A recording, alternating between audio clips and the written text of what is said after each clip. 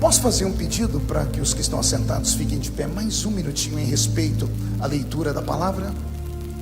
É cultura assembleiana.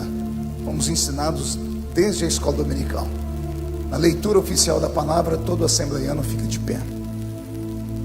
Evangelho segundo escreveu São Mateus, capítulo de número 16. Capítulo de número 16 do Evangelho segundo escreveu São Mateus. Vamos ler alguns versículos, a partir do versículo de número 13. Quem encontrou, diga amém. Quem não encontrou, peça socorro. Se não achar o livro de Mateus, é porque o negócio está difícil. É o primeiro livro do Novo Testamento. Mateus capítulo 16, versículo 13, está escrito assim: E chegando Jesus às partes de Cesareia de Filipe, interrogou seus discípulos dizendo: Quem dizem os homens ser o Filho do Homem? E eles disseram: uns João Batista, outros Elias, e outros Jeremias ou um dos profetas. E disse-lhes ele: E vós, quem dizeis que eu sou? E Simão Pedro respondendo disse: Tu és o Cristo, o Filho do Deus vivo. E Jesus respondendo disse-lhe: Bem-aventurado és tu, Simão Barjonas, porque não foi a carne e o sangue quem te revelou, mas meu Pai que está nos céus. Pois também eu te digo que tu és Pedro, e sobre esta pedra edificarei a minha igreja, e as portas do inferno não prevalecerão contra ela. E eu te darei as chaves do reino dos céus, e tudo que ligares na terra será ligado nos céus, e tudo que desligares na terra será desligado nos céus. E quem crê nesse texto diga amém. Feche a Bíblia, coloque no banco, na cadeira, e tome na mão da pessoa mais perfumada que está do seu lado. Pegue na mão dela com carinho e respeito e aperte até ela falar aleluia. Pentecostal que não faz barulho está com defeito de fabricação, não é? Vamos orar, Camboriú. Senhor, nós te exaltamos mais uma vez, e nós te glorificamos, e nós entendemos que dentro de alguns minutos, e esta linda igreja ficará pequena para o tamanho da glória que o Senhor vai mandar do alto dos céus. Os que vieram tristes começarão a saltar de alegria. Os que vieram se arrastando não voltam se arrastando para casa hoje, Senhor. Hoje voltarão voando nas asas de um novo tempo. E antes que eu comece a ministrar a sua palavra, cerque este santuário com a sua glória, e num raio de 5 quilômetros onde houver um demônio alojado, eu dou a esses demônios segundos para sumirem daqui, porque se não sumirem, serão queimados pelo poder da sua glória que aqui será derramada. Rasgue os céus sobre este pavilhão nesta noite. Manda anjos de fogo descerem aqui, que estes anjos desçam trazendo brasas de fogo nas mãos. Comecem a esparramar estas brasas entre nós. E onde houver um crente cheio do Espírito Santo, pega ele nesta noite, Jesus, e mostra o caminho da verdadeira e poderosa adoração. Fala conosco, fica conosco, é o que eu te peço agora e sempre. E toda a igreja diz: os que podem, tomem o seu assento, dando um lindo grito de glória a Deus por aquele que nos salvou e nos abençoou. Glórias a Jesus. Também quero cumprimentar a irmã Marlene, da dupla Hamilton e Marlene. Eu acho que a senhora estava cantando aqui, eu lembrei de uma música, de um hino. Será que é de vocês? Não posso cometer uma gafe, né? Dia desse eu estava nos Estados Unidos e estava do meu lado o Vanderlei Cardoso cantando. Já está velhinho, né? Se converteu. Aí eu estou vendendo fita do lado dele, eu tive uma crise de riso que eu não me aguentei. Chegou uma irmã perto dele, devia ter uns 80 anos.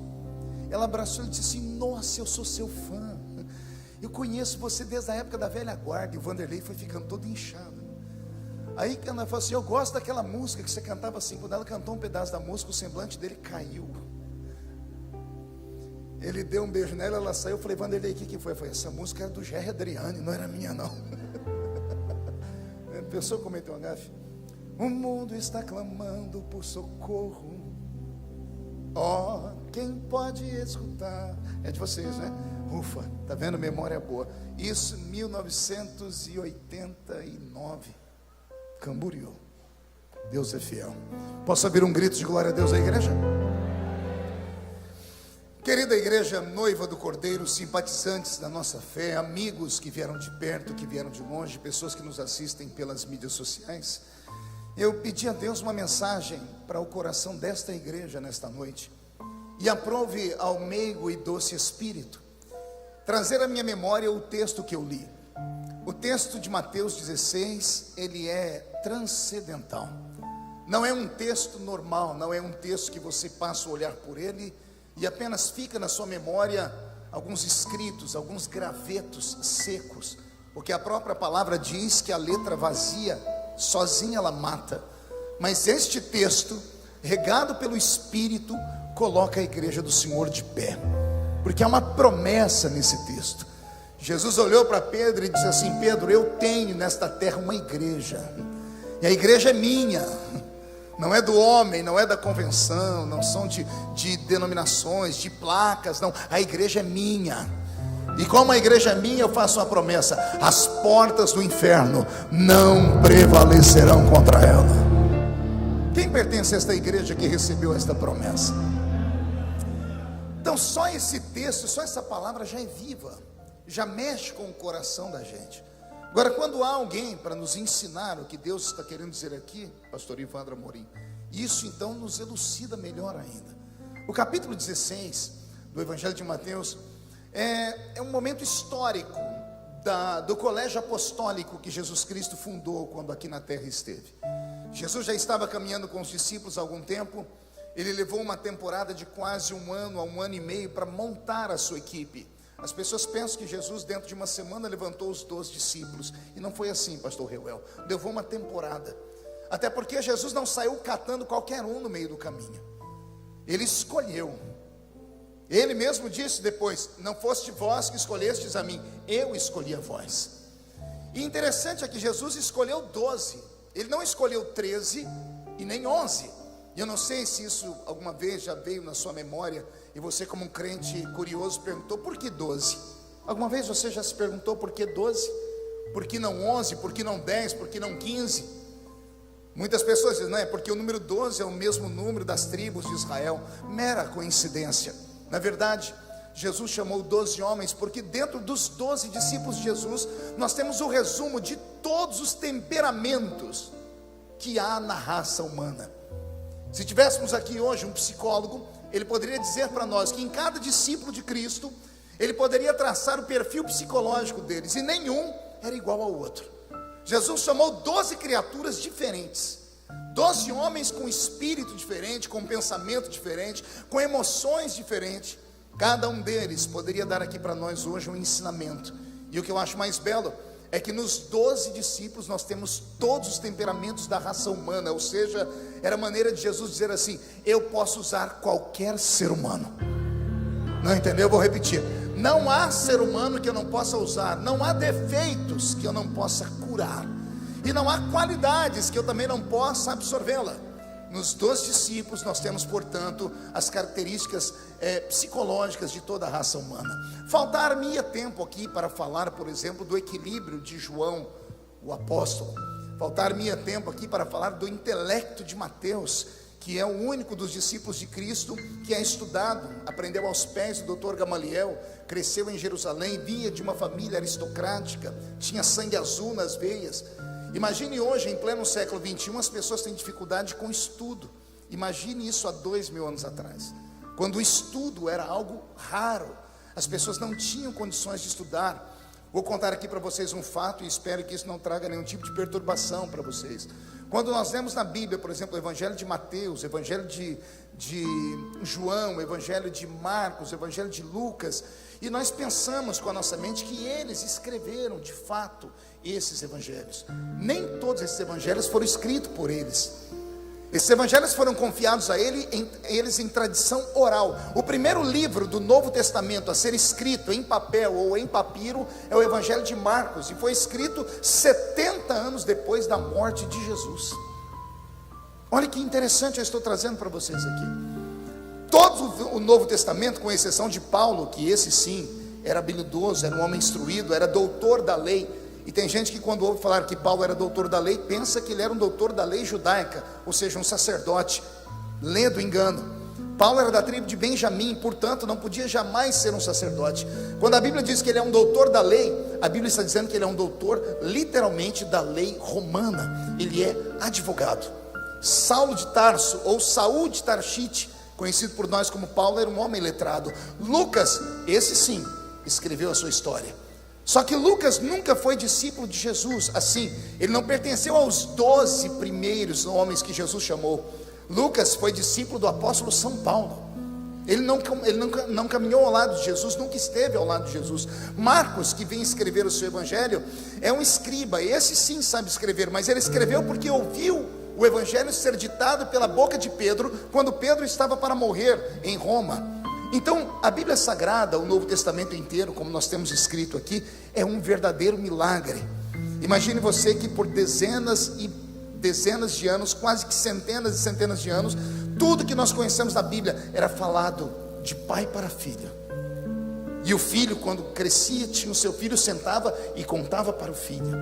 Os judeus têm uma memória muito boa, tanto é que são os maiores cientistas e filósofos e intelectuais do mundo. Não sei se você sabia disso. Se pegarmos todos os prêmios Nobel da Paz, desde o primeiro até hoje, os judeus deram para o mundo mais de 100 prêmios Nobel da Paz. 100 gênios nascidos entre eles. E isso vem de uma cultura milenar. A cultura milenar que ensina o menino a decorar as leis. Lembra de Jesus com 12 anos, indo para o santuário e debatendo com os doutores da lei? Quem lembra dessa história? Por que com 12 anos ele vai ao santuário debater a Bíblia? Porque ele estava cumprindo uma lei entre os judeus que era chamado Bar Mitzvah. Todo menino, quando atingia a idade de 12 anos, ele precisava passar pelo ato consagrado dos judeus. Ele ficava diante de um doutor da lei e ele era obrigado a recitar algumas leis escritas no livro de Levítico. Quando era um levita por natureza, tinha que recitar de cor 613 leis. E aí quando chega o menino Jesus, que não é levita, então ele não tem que decorar e nem recitar as 603 leis, basta recitar 5 versículos, está bom demais. Ele começa a recitar e não para mais. Tudo que os homens falam, ele sabe, e tudo que ele fala, os homens não sabem. Por isso os doutores da lei vão para um canto e perguntam: que menino é esse? O que é que tem dentro dele? Que tudo que a gente fala, ele já sabe, e tudo que ele fala, a gente não sabe de nada. É porque ele não era só um menino, ele era o Verbo encarnado.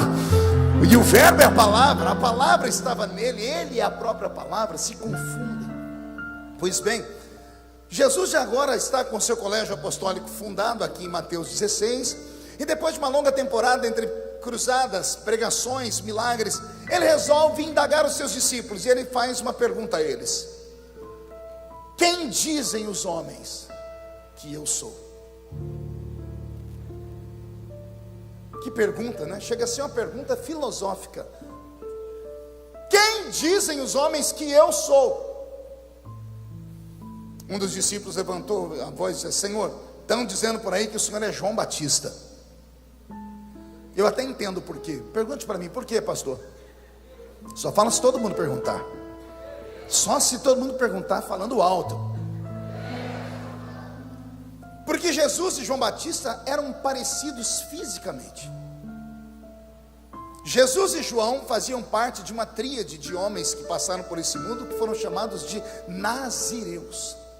Nazireus eram pessoas escolhidas no ventre da mãe, e dentro do ventre da mãe, eleitos para uma missão, e sobre esses homens não podiam passar a navalha no cabelo nem na barba. Por isso Jesus é tido nas figuras e desenhos como um homem cabeludo e barbudo. De igual forma João Batista, e o outro, para confirmar a tríade, seria Sansão no Velho Testamento. Então quando os homens dizem: tu és João Batista, eu entendo, porque as pessoas naquela época não tiravam foto. Falava: eu fui em Jerusalém e vi um homem pregar. Esse homem tinha cabelo comprido e barba comprida. Como Jesus começou a percorrer as cidades, as pessoas diziam assim: será que ele é aquele João Batista da beira do Rio Jordão, que tem uma igreja fundada lá? Mas aí os discípulos vão: Senhor, tem gente que diz que o Senhor não é João Batista, não. Tem uns que dizem que o Senhor é Elias. E aí começa a apertar.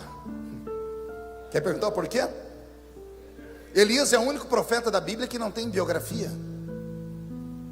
A Bíblia diz sobre Elias: Elias, o tisbita, sem pai e sem mãe. E ele fazia sinais. Então quando Jesus chegava nos lugares, alguns tinham vergonha de dizer que ele era filho de um carpinteiro. Dizia só, ele apareceu do nada aí. Então não tem pai nem mãe. Dizem que o pai dele nem é desse mundo. Então eles confundiam Jesus com Elias. João pela aparência, Jesus pela história de família e pela questão de fazer sinais. Agora quando falam de Jeremias, aí mexe com o meu coração. Eu imagino como isso chegou nos ouvidos dele. Dizem que tu és Jeremias. Eu chorei quando eu li esse texto e quando eu descobri isso aqui. Quem conhece a biografia do profeta Jeremias vai saber que o apelido dele para teólogos é o profeta das lágrimas. É ele quem escreve o seu livro e escreve também o livro de Lamentações de Jeremias. O livro de Lamentações é escrito, pastor Reuel, não sei de que forma, porque Jeremias está em uma masmorra, preso. Uma masmorra não é uma cadeia comum. A masmorra é uma prisão feita no subsolo de um palácio. E no subsolo não entra luz elétrica. E o subsolo, além de não ter luz elétrica, feito no subsolo, como eu disse, muito próximo dos lençóis freáticos de água. Um lugar úmido. E as pessoas que acabam ficando presas dentro de uma masmorra terminam seus dias mortos com uma doença no pulmão, tuberculose. É assim que Jeremias vai morrer no futuro, com tuberculose. Jeremias é o único profeta da Bíblia que profetizou por 40 anos. Quantos anos eu disse? Não ouvi. Agora se segurei. Profetizou por 40 anos e em vida não viu nenhuma de suas profecias se cumprirem. Por 40 anos foi chamado de falso profeta. Aliás, foi preso por causa disso. Ele termina os dias dele em uma masmorra, porque o rei disse: você falou e não aconteceu nada. Você é um embusteiro, é um impostor, é um mentiroso. Então trancafiam ele dentro de um calabouço. E como eu disse, no escuro, no meio da humildade, eu não sei onde ele conseguiu pena, nanquim e papiro, e escreveu um livro debaixo de lágrimas, chamado Lamentações de Jeremias. E tem um versículo de lá que vale a pena falar aqui, mexe com a alma de qualquer crente que é espiritual. Capítulo 5, versículo 21 do livro de Lamentações: lembra, Senhor, de mim e renova os meus dias como antes, a não ser que o Senhor esteja sobremaneiro irado contra nós. Foi ele quem disse: Deus, lembra-te de mim, renova os meus dias como antigamente. É claro que quem já leu Eclesiastes ouviu o sábio Salomão dizer assim: o homem que pensa muito no passado não merece muito respeito. Mas eu não sei onde ele estava com a cabeça, porque a maior riqueza que um ser humano tem em vida são as suas lembranças. Nunca ouviu falar isso, né? Pois anote, isso é filosofia feliciana. A maior riqueza que um homem tem na vida, depois da saúde, são as memórias. Pode ver, você reúne com amigos, reúne com a família, dá 5 minutos, alguém puxa um assunto do passado. Quer sejam coisas boas ou ruins, são as únicas riquezas que ninguém vai roubar de você. Você vai carregar para sempre, porque você não é um computador que pode selecionar tudo e jogar na lata do lixo. Você é imagem e semelhança de Deus, e você tem memórias. As suas memórias são presentes dados por Deus. Posso ouvir um glória a Deus por isso? E aí eu fiquei perguntando, por que falavam que Jesus era Jeremias? Se saíssemos hoje do planeta Terra e entrássemos lá dentro do seio de Abraão, e se você pudesse fazer uma entrevista com o profeta Jeremias, você ia ver que o profeta Jeremias carregava traumas com ele. Ele dizia assim: não valeu a pena ser profeta. Profetizei 40 anos, nunca se cumpriu uma profecia, não recebi aplauso de ninguém, fui preso, morri com uma doença ruim. Então do que adiantou ser profeta? Mas aí no Novo Testamento nós vamos descobrir o prêmio. Quando Deus resolveu andar entre os homens, pelo menos um glória a Deus eu escutei aqui, eu vou falar de novo. Quando Deus resolveu andar em carne e osso na terra, olharam para ele e disseram: ele parece Jeremias. Porque tinha uma unção de puxar a orelha, de trazer a realidade. Ele dizia para todo mundo que as pessoas precisavam, e o reino de Deus estava chegando na terra com ele. Então as pessoas confundiram ele com João, confundiram ele com Elias, confundiram ele com Jeremias. Aí Jesus olhou para Pedro e disse assim: e para você, Simão, quem sou eu? João Batista? Elias ou Jeremias? E Pedro, com voz embargada, diz: tu és o Cristo, tu és o Filho do Deus vivo. Oh glória! Já estou com meu corpo arrepiado, porque a partir de agora eu passo a contar uma outra história que vai mexer com sua mente. Porque esse Pedro que confessa isso não é um intelectual, não estudou aos pés do Dr. Gamaliel, não é um homem que vem da terra de Caríades, da terra dos Iscariotes, Judas. A terra de Judas e Iscariotes foi a terra que mais deu revolucionários para Israel. Os nascidos naquela terra eram pessoas letradas e instruídas, e que nunca aceitaram que Roma tivesse domínio sobre o povo judeu. Da mesma linhagem de Judas vem um famoso personagem do Novo Testamento, que temos uma imagem horrível dele. Seu nome é Barrabás. Todas as pessoas pensam que Barrabás era um assassino, truculento, um roubador de galinha. Não, ele está preso por Roma porque ele cometeu um crime político. Por isso Pôncio Pilatos vai fazer a barganha depois, vai colocar ele e Jesus juntos. Então Judas vem da terra de Barrabás, uma terra onde os meninos eram preparados a acreditar em Israel como nação. Se fosse qualquer outra pessoa aqui, se dar uma palavra mais amena sobre Cristo, eu entenderia, mas não. Jesus pergunta para Pedro: por que Pedro? Isso me fez chorar. Porque Pedro não é o discípulo em quem nós queremos nos espelhar. Pedro é o discípulo que mais erra. Pedro é o discípulo que nenhum pastor gostaria de ter ele no seu púlpito como obreiro, nem ter ele no seu grupo de jovens ou de mocidade, porque é um discípulo que mais fala. E venho de uma roça lá do interior que tem uma tradição nossa que diz que quem fala muito dá bom dia a cavalo. Pedro era desse jeito. Pegue as histórias de Pedro na Bíblia, você só vai lembrar coisa esquisita. Tenta lembrar aí. É ele dentro do barco, saltando do barco no meio de uma tempestade. Estava indo tudo muito bem, até que ele começa a afundar. Aí vem Jesus e chama ele de homem de pouca fé. E todo mundo espanca o Pedro por causa do homem de pouca fé. Eu queria nessa noite ser advogado de Pedro. Se ele que pulou nas águas é um homem de pouca fé, quanta fé tinham aqueles que ficaram no barco? Vamos pensar. Porque é muito fácil espancar o outro, é muito fácil jogar na cara do outro, é muito fácil apontar o dedo para alguém que foi e voltou, para alguém que pelo menos tentou e não deu certo. É muito fácil acusar. Agora quero ver ter coragem de pular nas águas. Quero ver quem tem coragem de, mesmo afundando, não negar a fé. Jesus botou Pedro em cima do barco. Todo mundo até hoje fala que Pedro é um homem de pouca fé, mas quando você chegar no céu e for falar com ele, ele vai dizer assim para você: sou homem de pouca fé, afundei. Mas na história do mundo só teve dois homens que quebraram a lei da gravidade. Um foi Jesus Cristo e o outro fui eu, porque eu pisei nas águas e andei em cima delas. E alguém pode gritar, mas afundou, e ele vai gritar de volta, mas eu andei. E alguém vai dizer, mas você afundou, ele vai dizer, mas eu andei. E com Pedro eu aprendo uma coisa, pergunte o quê?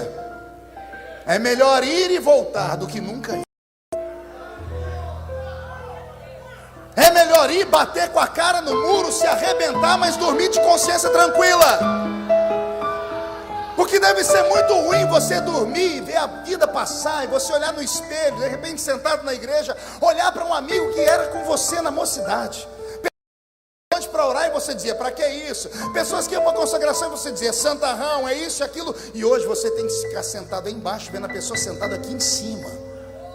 Deve ser ruim se você olhar para dentro de você e falar assim, e se eu tivesse ido também? Posso te dar um conselho? Tenta esquecer isso, porque senão você nunca mais vai viver. Porque a oportunidade passa. Com Pedro eu aprendo que Deus ama gente desequilibrada. Deus ama gente com coragem. Deus ama gente que tem vontade. Deus ama gente atrevida. Deus ama gente que não está nem aí para o que as pessoas vão pensar, porque sabe que quem pensa dele não paga as contas dele, não morreu na cruz do Calvário por ele.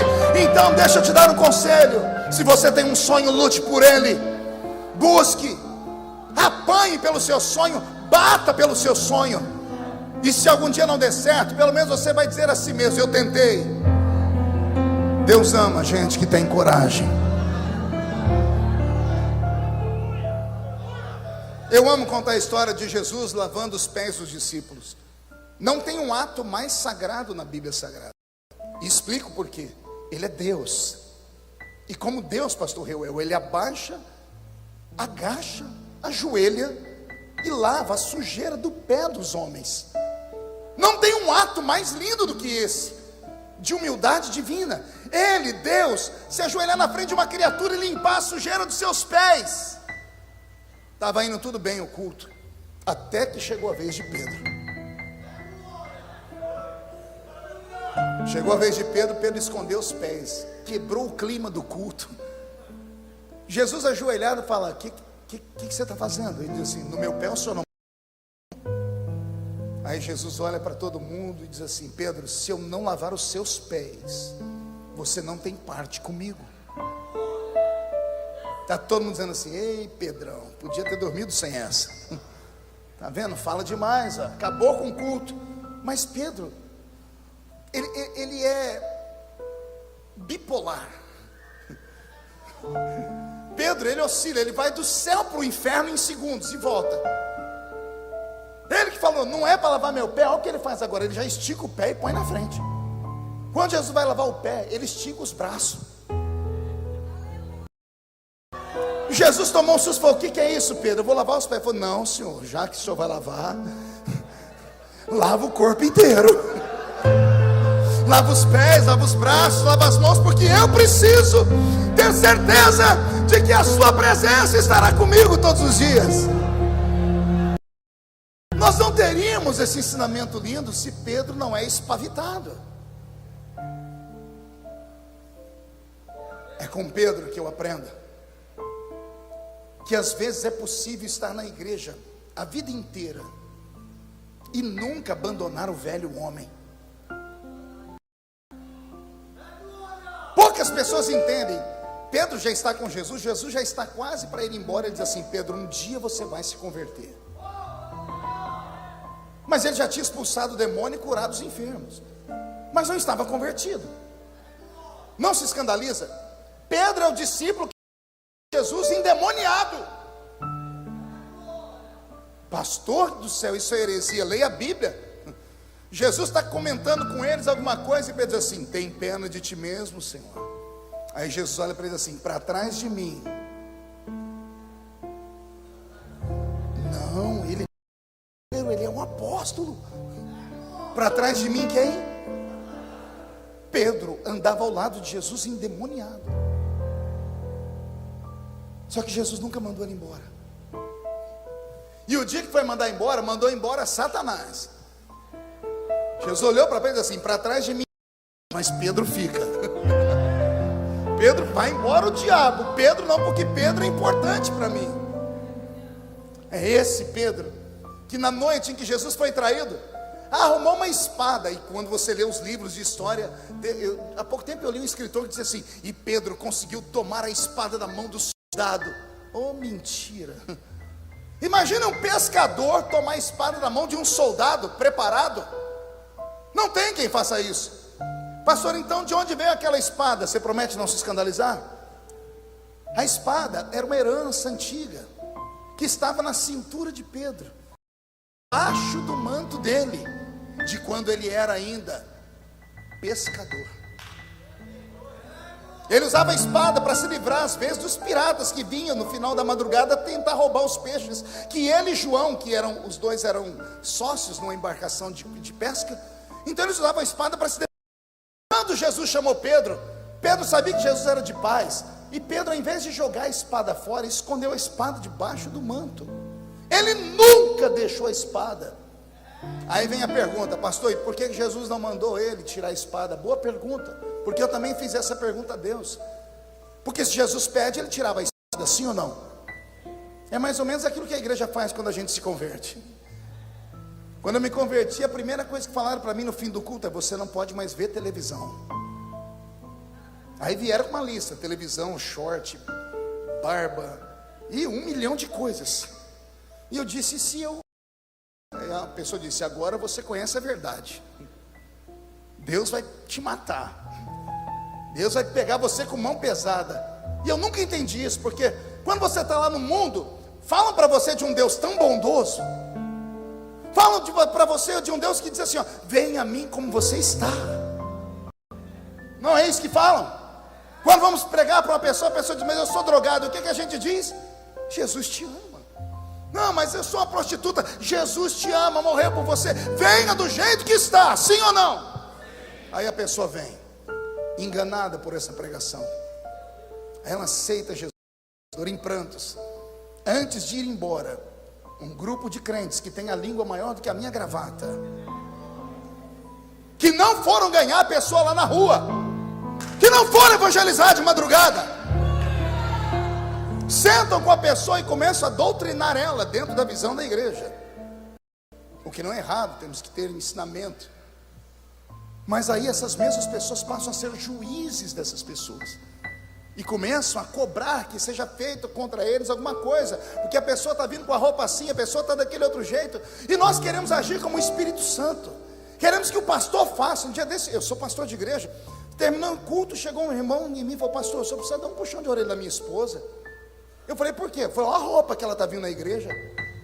Eu olhei para ele e falei: se você que é marido não fala, que eu que sou pastor? Não, bem, porque o senhor, ela obedece. Eu falei: toma vergonha na cara, rapaz. Se você não é sacerdote do seu lar, gosta do pastor. É isso que nós queremos, é isso que nós esperamos. Pregamos um evangelho para as pessoas lá fora de um Deus amoroso. Bastou a pessoa entrar aqui dentro para dizermos à pessoa: ou você anda na linha ou Deus vai te fulminar.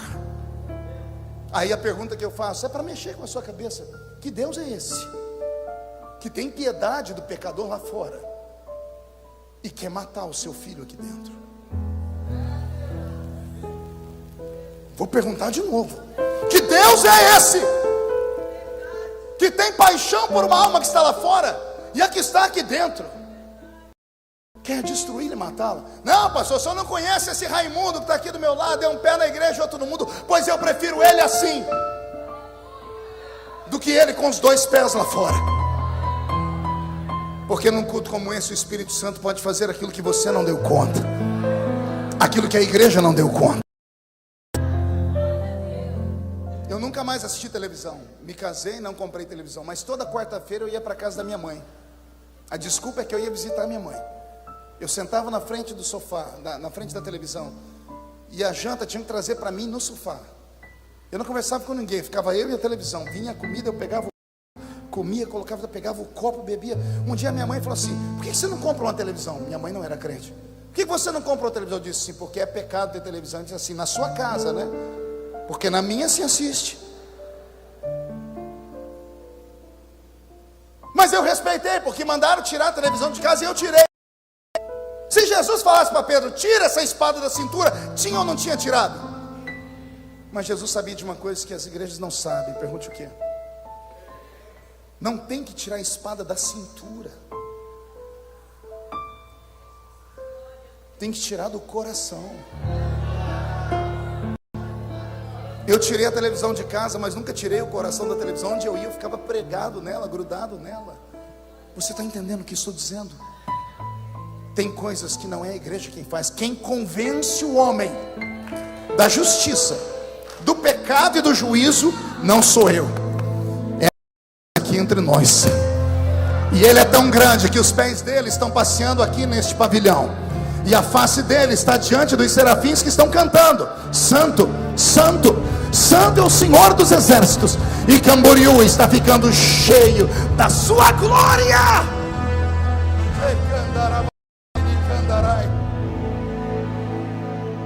Quando Jesus foi traído, Pedro sacou a espada, Evandro, e partiu para cima do soldado.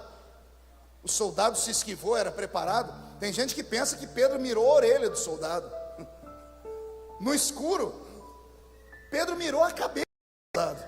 O soldado se esquivou e a orelha caiu no chão. A história poderia ter parado aqui e nós teríamos uma imagem horrível de Pedro, mas Jesus usa as maldições de Pedro para a bênção nossa. Alguém se lembra que Jesus fez na sequência? Preso, agachou, pegou a orelha, colocou no lugar de novo. O que isso significa? Nada está fora do lugar. Aquele soldado não era soldado pretoriano, era um soldado do sumo sacerdote. Os sacerdotes vinham da tribo de Levi.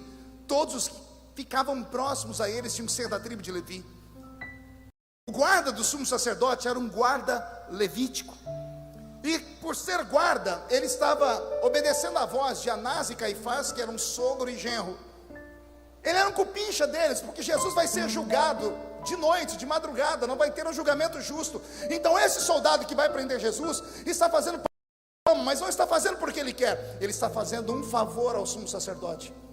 E ele está fazendo esse favor por causa de uma coisa. Pergunte o quê? Ele tinha um sonho. Quer perguntar qual? Ele é levita, amigo do sumo sacerdote. O sonho dele é ser sacerdote também. E com a assinatura do sumo sacerdote, ele pode ser elevado à estatura de ser sacerdote também. Ele obedece o sumo sacerdote por isso.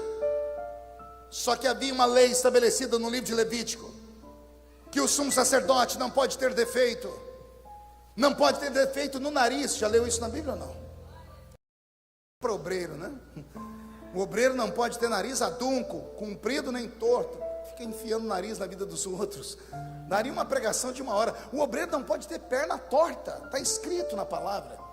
O obreiro não pode ter, e por favor não se escandalize, não pode ter problema na sua bolsa escrotal. O sacerdote tinha que ter saúde na sua virilidade, porque tinha que gerar filhos. Isso fala de obreiros que não geram filhos. E você vai indo, não podia ter as mãos tortas. Ele tinha que ser perfeito. Só que tem uma coisa que eu nunca havia entendido até que eu li esse texto de Jesus. A Bíblia diz que o sumo sacerdote não podia ter defeito na orelha. Quando Pedro bate a espada no soldado e arranca a orelha, não caiu uma orelha,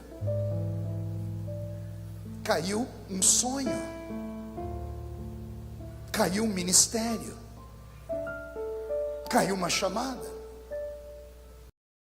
de Cristo. Jesus está preso, já cuspiram e bateram nele, e ele vê aquela orelha caída, e ele olha para o coração do soldado, que não está preocupado muito com a dor, mas está preocupado com o futuro dele, que acabou ali. Aí vai Jesus e cata a orelha. Ou será que ele teria catado os sonhos? Ou será que ele catou o ministério? Aí fica pela mente imaginativa do crente. Quando Jesus devolve a orelha, ele não está devolvendo uma orelha, ele está devolvendo uma vida. E ele só pode devolver a vida porque Pedro cometeu aquele ato. Aí Jesus usa Pedro para dizer a mim e a você assim: homens podem roubar e até arrancar aquilo que Deus te deu, mas não por muito tempo. Porque se Deus te deu, não tem homem que tire, não tem demônio que tome, não tem anjo.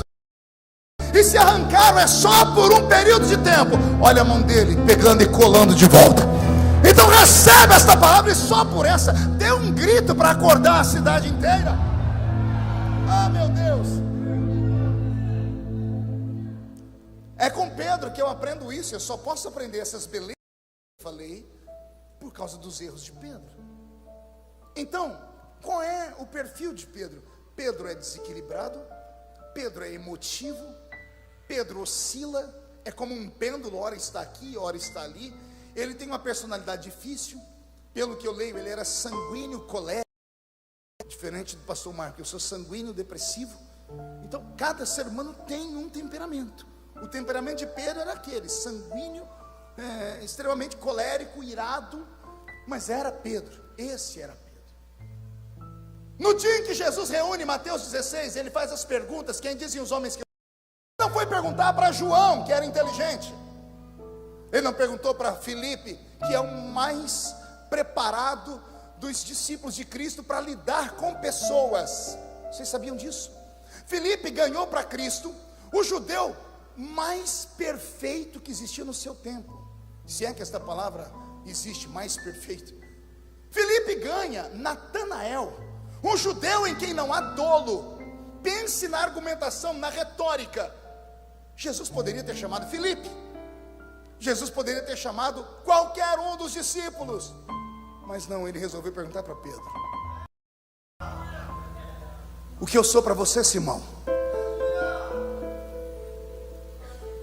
E ele pensou em tudo que ele tinha vivido com Jesus, e ele disse assim: para me aceitar como eu sou, tu és o Cristo,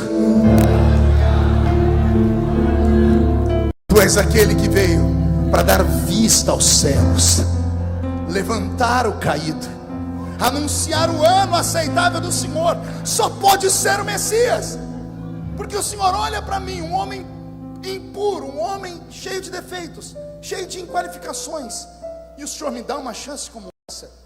Tu és o Cristo, o Filho do Deus vivo. Até aqui tudo bem, amém? Eu preciso que alguém me ajude aqui. Pastor Ivandro, o senhor pode me ajudar? Por gentileza, fique aqui do meu lado. Fique frente comigo. Jesus não terminou por aí. Ele acabou de falar com Pedro e disse: não foste tu que revelaste a mim, mas foi o meu Pai que te revelou. Ele poderia ter mandado Pedro sentar, pastor Reuel, mas ele não fez isso. Ele olhou para Pedro e começou a dizer assim: tu és Pedro, e sobre esta pedra eu edificarei a minha igreja, e as portas do inferno não prevalecerão contra ela. Isso aqui é muito sério, fique aqui. Isso é muito sério. Esse texto, mal interpretado pela igreja católica, vão dizer que Pedro foi o primeiro papa. Então teríamos um grande problema, porque Pedro era casado, Jesus curou a sogra dele, está escrito na palavra. Então Pedro não pode ter sido o primeiro papa, não desse clero romano. Segundo, as pessoas leem esse texto e dizem que Pedro é um alicerce da igreja. Que desgraça seria se a igreja estivesse alicerçada. Pergunte por quê? Ele afunda. Ele não reconhece Jesus quando é para reconhecer. Ele está endemoniado, ele tem um monte de defeito. Então Pedro também não é o alicerce da igreja. Eu vou explicar para vocês o que Jesus está dizendo para ele, com a voz e com a mão. Quero que você preste atenção. Jesus não está dizendo: tu és Pedro, e sobre esta pedra edificarei a minha igreja, as portas do inferno não prevalecerão contra ela. Preste atenção na minha mão, que ela vai me ajudar a pregar. Jesus falando: tu és Pedro. Só que momentos antes Jesus chamou ele de Simão. Em outros textos vamos encontrar ele como Cefas. Pedro, que Jesus arruma para ele, porque Pedro em grego significa pedra pequena, pedra esmiuçada, pedra que não presta para nada. Pedra esmiuçada, pastor Ivandro, é areia. A Bíblia diz que o homem que alicerçou a sua casa sobre a areia, o que aconteceu com ela? E derrubou. Então Jesus está dizendo assim: tu és areia, tu és pedra pequena, porque está todo mundo olhando para Pedro dizendo assim: ele só faz coisa errada, e Jesus está ali com ele. Jesus está concordando: vocês têm razão, ele não presta para nada, é uma pedra pequena, pedra esmiuçada que não presta para nada. Mas olha o que Jesus faz: olha a minha pedra pequena que não presta para nada, mas sobre esta pedra.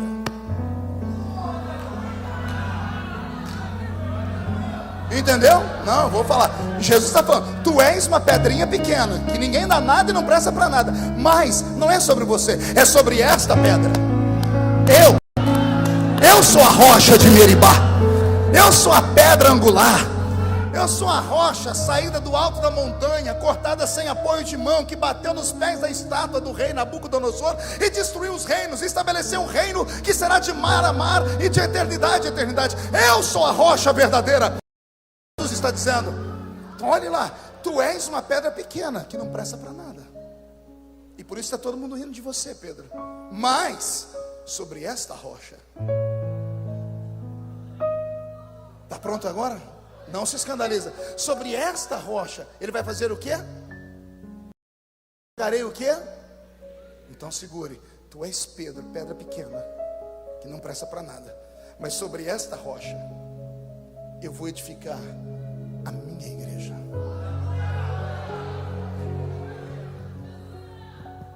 Pedro não é o alicerce. Pedro igreja. Não, vou falar de novo, Pedro não é alicerce. Pedro não é pai da igreja. Pedro é a igreja. Ele é a igreja. Jesus está dizendo assim: tu és pedra pequena que não presta para nada, e olham para você e não dão nada, mas sobre esta rocha eu vou edificar você.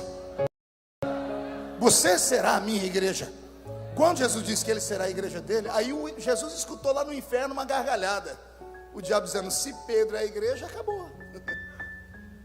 Se Pedro é a igreja, não vai ter igreja por muito tempo, porque eu posso com ela. Aí Jesus dá o golpe de misericórdia: tu és uma pedra pequena que não presta para nada, mas sobre esta rocha eu edifico a minha igreja, e as portas do inferno, as portas do inferno não podem tocar em você, Pedro. Quer tocar na igreja? Passa por cima de mim. Quer acabar com a igreja? Passa por cima de mim. Quer que a igreja toque em mim? Porque ele é só uma pedra pequena, mas eu sou a rocha. Quem está sentindo Jesus aí? Agora eu passo a falar para o seu coração. Não sei como você entrou por aquela porta, mas eu sei como você vai sair por aquela porta. Os demônios inteligentes vão se mudar da rua da sua casa essa noite. Os demônios ignorantes vão ficar na sua frente para serem pisoteados, porque você não volta para casa do jeito que você entrou. Você não é só a Maria nem João, é a igreja do Senhor, e as portas do inferno não prevalecerão contra você. Não podem.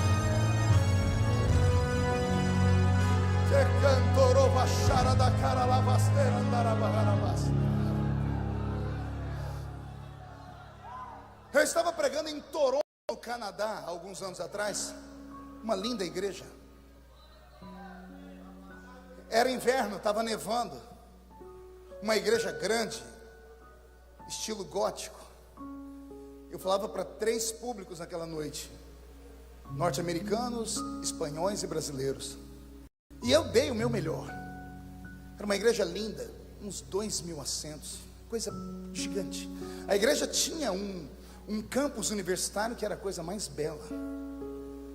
Ao término do culto, o pastor pegou o microfone e, antes que eu me sentasse, disse: pastor Marcos, o senhor teve o privilégio de ser a última voz profética que esta igreja ouviu.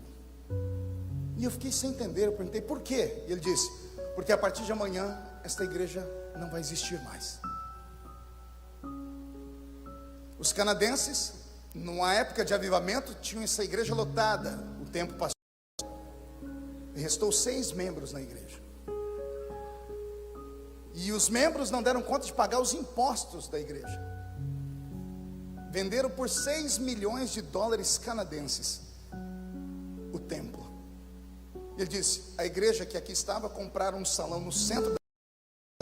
e os cultos serão transferidos para lá. Portanto, a sua foi a última voz profética que essa igreja ouviu. Irmãos, eu confesso para você, eu já preguei em todo tipo de culto, mas eu saí dali com uma angústia. Eu fui para o meio da rua, tinha uma máquina de foto ainda, na época não tinha celular com foto. Tirei uma foto daquela igreja, está no meu site a foto. Falei: lembrança do dia em que eu participei do sepultamento de uma igreja. Aí eu olhei para a placa da igreja e eu dei um grito na rua. Falei: Senhor, esta igreja faliu. Como há um Deus no céu. Eu ouvi, falou comigo que eu me tremi. E a voz disse para mim: impossível. Eu me chacoalhei.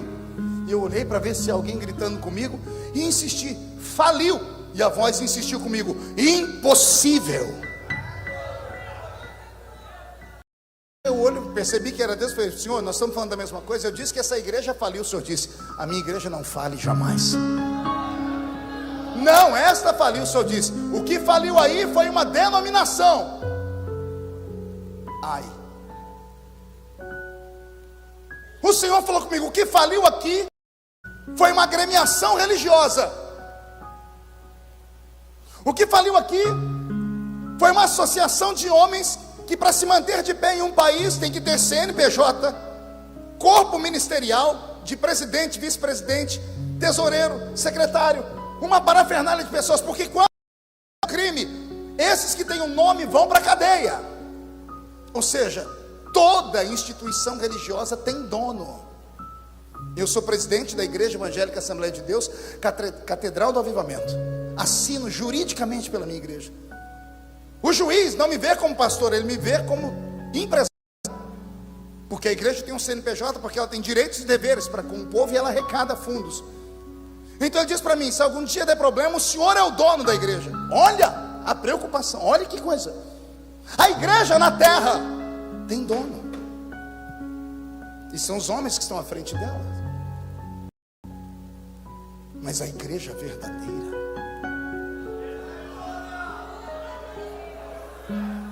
não é a organização. A organização é fria. A organização é feita de tijolos, teto, ar-condicionado, cadeiras bonitas, som. A organização é fria e morta, porque ela tem bandas, ela tem conjuntos, ela tem corais. Todas as instituições têm nomes e tem quem os representa. Isto é a igreja organização. E no arrebatamento da igreja, não é a organização que sobe. Jesus não vem buscar paredes, não vem buscar cadeiras, nem a tesouraria, não vem buscar o microfone, não vem buscar a tinta, não. Então, existem dois tipos de igreja: igreja organização e a igreja como organismo. Oh glória, me arrepiou aqui, vou falar de novo. Tem a igreja organização e tem a igreja como organismo. A organização tem nome: Assembleia de Deus, Catedral do Avivamento, Universal, Presbiteriana, Metodista, Batista. Jesus foi ali e já volta. Tem 1 milhão de nomes a organização. A igreja como organismo, aqui ela se chama Marco, aqui Reuel, aqui Dani, Isaías, e assim sucessivamente. Aí eles façam uma pergunta: qual igreja Jesus vem buscar? A Assembleia de Deus? A Universal? Qual igreja vem ele buscar? Nenhuma dessas. Porque essas são de homens. Porque para viverem nesse mundo complicado, precisa passar por lei. A igreja verdadeira é você. Você não entendeu, eu vou repetir. Só há uma igreja verdadeira aqui nessa noite. É você. E eu lhe dou provas bíblicas. Pastor, então quer dizer que eu não estou dentro de uma igreja nessa noite? Não. Nesta noite você está dentro de um templo, feitos por mãos humanas. E qual é a palavra do Senhor sobre templos feitos por mãos humanas? Não habito em templos feitos por mãos humanas. Mentindo? Deus não habita em templos feitos por mãos humanas. Por quê? Porque tudo é frio. Imagina esse lugar vazio. O que é que Deus vai fazer aqui com esse lugar vazio? Cadeira não grita, a caixa de som sozinha não fala nada, a cortina não dá glória a Deus, a porta de vidro não fala em língua estranha. O que é que ele vai fazer aqui? Nada. Agora, o templo pode virar igreja. Pergunte de que forma? Quando o primeiro crente abre a porta e põe o pé aqui dentro. Ai meu Deus, ó que coisa bela. O templo vira igreja quando abre a porta e o primeiro crente pisa aqui dentro. Pergunte por quê? Deus não habita em templo feito por mãos humanas, mas a Bíblia diz que Ele mora dentro de você. Vós templo do Espírito Santo, vós sois edifício do Deus vivo. Se isto é verdade, eu estou pregando nesta noite para a verdadeira igreja.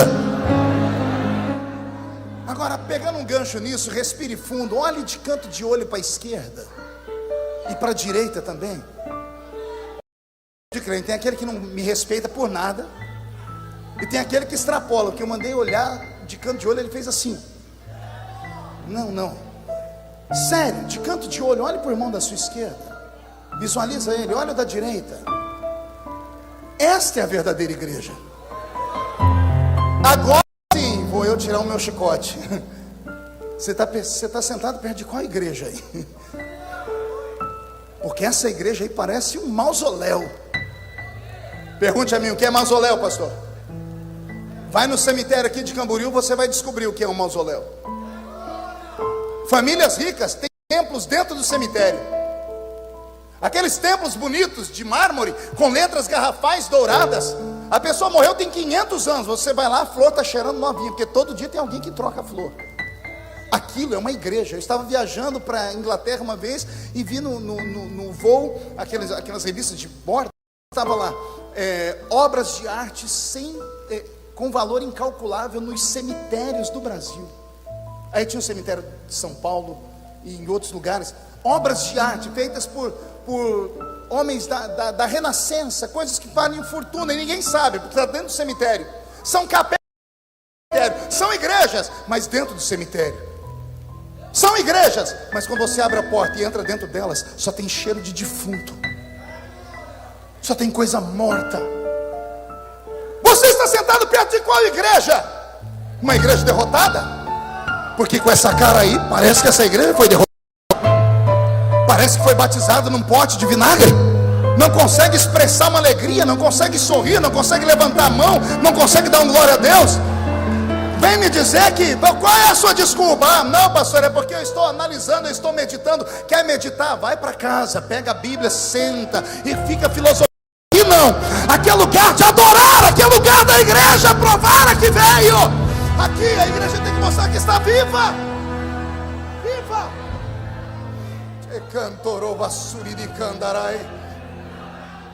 Eu tenho pena de alguns crentes aqui, pastor Reuel, com todo respeito, que estão sentados perto de algumas igrejas que parece que são igrejas construídas na Sibéria, lá no Polo Norte. Por quê, pastor? Se você ficar mais 5 minutos perto desse cubo humano, você pega um resfriado. Isso aqui é a Assembleia de Deus.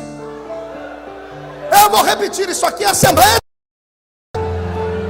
Igreja que nasceu no fogo, na graça, na glória. Tem que ter profecia, interpretação de línguas, palavras reveladas. Aqui é onde os anjos passeiam, levam oração, trazem glória.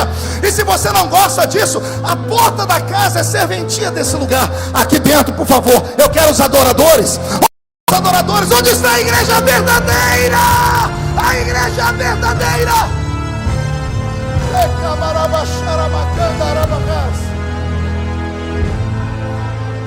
Estou eu no Rio de Janeiro, um belo dia, pastor Ezequiel Teixeira, que hoje é deputado também, me ligou por nós. Eu disse: que foi, pastor? Nossa igreja acabou de ser assaltada. Era meia-noite de domingo. Falei: como é, pastor? Assaltaram a igreja, levaram tudo, Marco. Levaram púlpito, instrumentos, conseguiram quebrar a porta da tesouraria, levaram o cofre, roubaram a igreja, depenaram a igreja. Dobrei meu joelho e fui orar. Falei: Senhor, tem piedade da sua igreja. Roubaram a sua igreja. Meu Deus do céu. O céu abriu.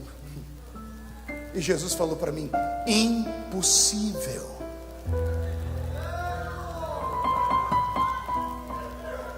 Não, senhor, roubaram a igreja. Eu disse: roubaram o templo. Eu falei: por que o senhor não deixou um anjo lá? O senhor diz: vou deixar um anjo lá para quê? Para guardar cadeira? Para guardar ferro? Para guardar vidro? O anjo tem mais o que fazer. O anjo guarda a igreja, o templo não. O templo é a igreja que contrate aí o segurança. A igreja o Senhor guarda. Você sai por aqui e o anjo do Senhor sai ao seu redor, protegendo você e te livrando de todo o mal. Partindo desta premissa, eu aprendo que durante uma temporada inteira nós aprendemos errado. Mude a música para mim, Robson. Nós somos incapazes, às vezes, de estender a mão para um irmão machucado, mas brigamos pela placa da igreja com qualquer pessoa. Matamos por causa da placa da igreja. Expulsamos. Chamamos a polícia. Processamos. pela placa da igreja, porque a igreja é tudo. E aí quando nós vemos um desses pequeninos tombados e caídos, fazemos como está escrito na Bíblia, vemos a pessoa caída e passamos de largo. O sacerdote veio e passa de largo, o levita veio e passa de largo, porque ninguém quer problema. Eu me lembro que alguns anos atrás, lá em São Paulo, saiu até na época era o Gil Gomes. Foi um escândalo em São Paulo. Um crente saiu de um culto lá, passou no velório, chegou no velório, começou a orar, puxou o véu que estava em cima do caixão, as flores, arrancou tudo e gritou para o defunto: levanta! E o defunto não levantou, prenderam ele. Aí ele falou de que igreja que era, chamaram o pastor, amigo meu. Quando o pastor viu, chamou 5 advogados de São Paulo, já começou a fazer as ligações para abafar o caso. Chamou um irmão da igreja que era médico psiquiátrico, para dar um atestado de que o irmão era louco. Só que o irmão falou que ele escutou no culto. Ele disse: o pastor falou no culto. Basta ter fé do tamanho de um grão de mostarda, você vai dizer ao monte: sai daqui para lá, e ele vai sair. Só que não funcionou. Agora eu pergunto: e se tivesse funcionado? E se um morto tivesse levantado? Qual seria a atitude do pastor dele? É membro da minha igreja, eu ensinei, porque deu certo. Aí quando dá errado, a gente joga as pessoas dentro de uma valeta. A igreja precisa aprender a amar mais. E não é amar de boca, é amar de verdade. Porque esta é a verdadeira igreja. Esses pequeninos que nós passamos por eles e nós não nos lembramos deles. Já percebeu que quando tudo está bem na sua vida, você faz um comidão, um churrasco, você pega seu WhatsApp e liga para as pessoas mais queridas da igreja, e vai todo mundo para a sua casa. Mas quando o chão desaba, quando o teto cai na sua cabeça, a pessoa que você procura nem o WhatsApp tem. Aí você vai lá na casa dela, coquinho na cabeça, joelhinho grosso, a pessoa não sabe falar direito, fala: irmã, ora por mim. Mas você não lembra dela quando você está num dia de festa. Mas no dia da violência você lembra dela. Porque somos seletistas. Jesus pegou Pedro naquele dia, e quando eu chegar no céu eu vou dar um beijo em Cristo. Eu vou falar: muito obrigado porque o Senhor usou Pedro de exemplo, porque eu não consigo ser como João. Eu, Marco Feliciano, não tenho a educação, não tenho a fidalguia de um João. Talvez eu não tenha a coragem de um Iscariotes, que no meio do vendaval teve coragem de tirar a própria vida de vergonha. Eu não tenho, talvez, o intelecto de um Mateus. Mas quando eu vejo Pedro, eu digo: se Pedro foi, eu também posso.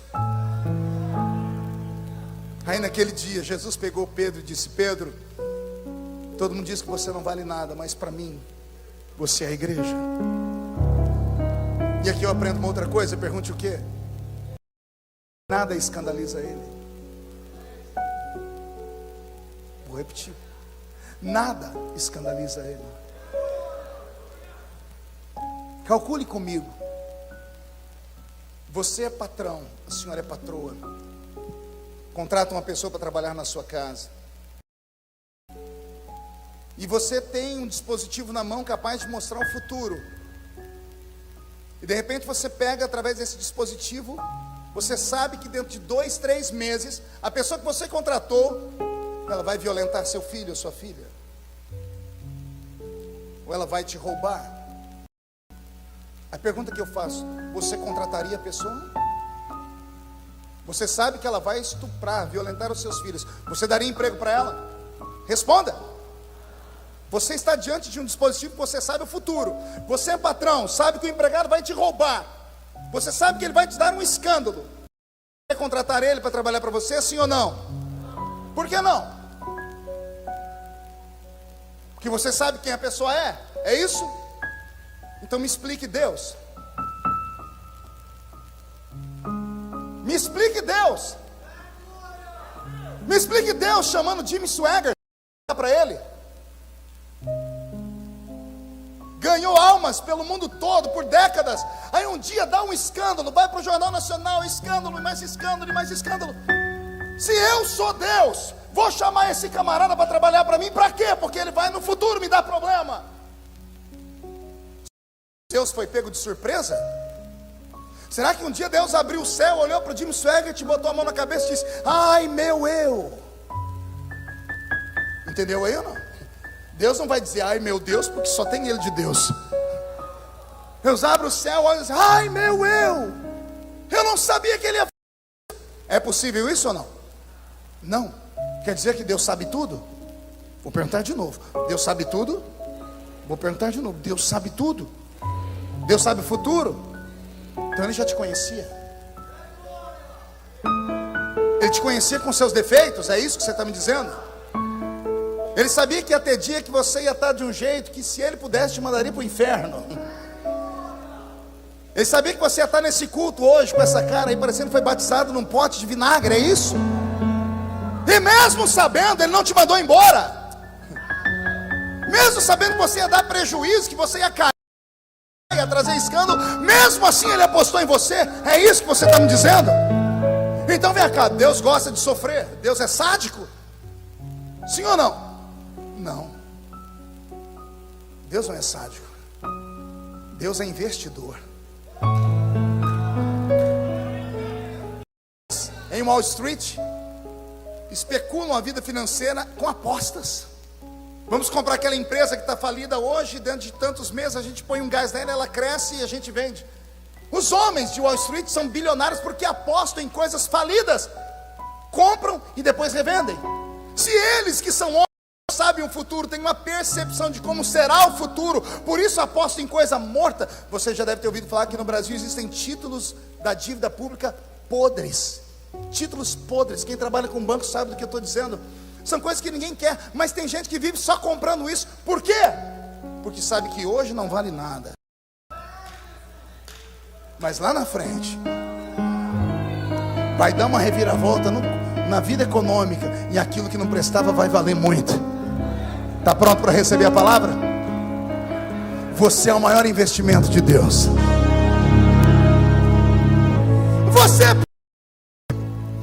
que ninguém dá nada por você, mas é na sua mão que ele vai entregar o maior bem que ele tem.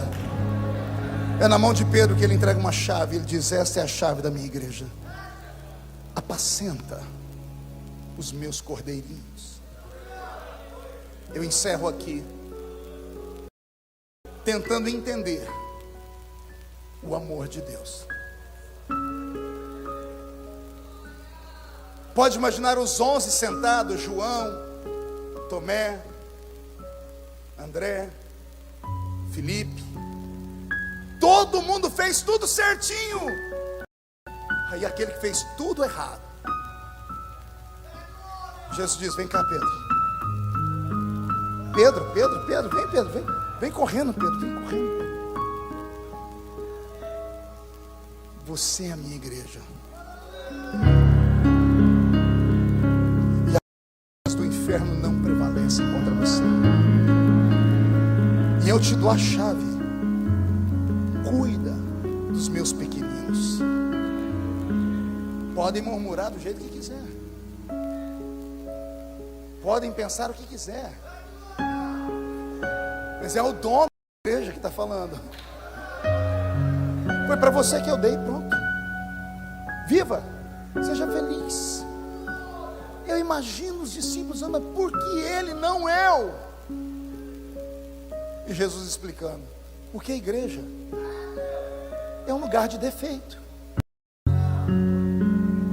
A igreja é como Pedro, fala o que não deve, vai onde não pode, tentando acertar, erra. Jesus está falando com você.